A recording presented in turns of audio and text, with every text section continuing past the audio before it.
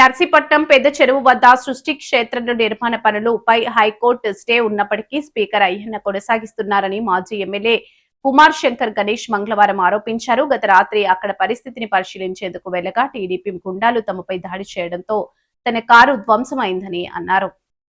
Sir, ఈరోజు ఒక రాజ్యాంగ పదవిలో ఉన్న స్పీకర్ చింతకాయల అయ్యన్న పాత్రుడు ఏదైతే హైకోర్టు వారు ఇచ్చారో ఉత్తర్వులు, ఎట్టి బస్సులు కూడా అక్కడ చెరువులో ఏదైతే పెద్ద చెరువులో ఎటువంటి నిర్మాణాలు చేపట్టకూడదు, ఎటువంటి కట్టడాలు కట్టకూడదు, ఒకవేళ కట్టేటట్లయితే అది కోర్టు ముందు ఉంచిన తర్వాత పర్మిషన్తో చేయాలని చెప్పడం జరిగింది. ఈరోజు చూస్తే 1వ తారీఖున ఆర్డర్ ఇచ్చారు. 1వ తారీఖు నుంచి 24 వరకు కూడా ఏమీ చేయలేదు. 24వ తారీఖున ఎవరైతే చీఫ్ జస్టిస్ గారు రిటైర్ అయ్యారో, రిటైర్ అయిన దగ్గర నుంచి 25 నుంచి స్టార్ట్ అయ్యింది. 25 స్టార్ట్ చేశారు, 26 స్టార్ట్ చేశారు, 27 నిన్న ఏదైతే లోడ్లు వచ్చినాయో మొత్తం అందుకే సిమెంట్ కానీ ఐరన్ కానీ అన్నీ కూడా ఇసుక కానీ వచ్చినప్పుడు వెంటనే ఫోటోలు అవి తీసి నిన్న స్పందనలో నేను కలెక్టర్ గారికి, ఎస్పీ గారికి కంప్లైంట్ చేశాను. నేను సరే ఎలా జరుగుతుంది, కోర్టు ఉత్తర్వులు ఉన్నప్పుడు కూడా ఎలా జరుగుతుందని చెప్పి కూడా చెప్పడం జరిగింది.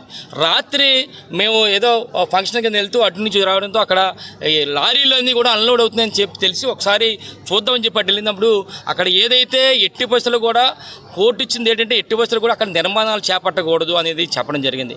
అయినప్పటికీ కూడా దానికి విరుద్ధంగా స్పీకర్ అయ్యన్న పాత్రుడు దానికి విరుద్ధంగా అక్కడ లారీలన్నీ కూడా లోపల పెట్టి అక్కడ డంపింగ్ చేస్తున్నాడు. అన్నీ కూడా పిక్క శాండ్ కానీ ఇవన్నీ కూడా చేస్తున్నాడు. దాని వెంటనే మేమన్నీ కూడా అక్కడ సిఐ గారికి చెప్పడం జరిగింది. సిఐ గారు ఎస్ఐ గారిని పంపించారు. ఎస్ఐ గారు వచ్చేసరికి అక్కడ ఉన్న టీడీపీ గూండాలందరూ కూడా, అయ్యన్న పాత్రుడు గూండాలందరూ కూడా రావడం జరిగింది. దాంతోపాటు మా వాళ్ళు కూడా ఉన్నారు. వాళ్ళు ఏదో అటాక్ ఇవ్వకపోతే మా వాళ్ళు కూడా వాళ్ళ మీద అడ్డుకోవడం జరిగింది.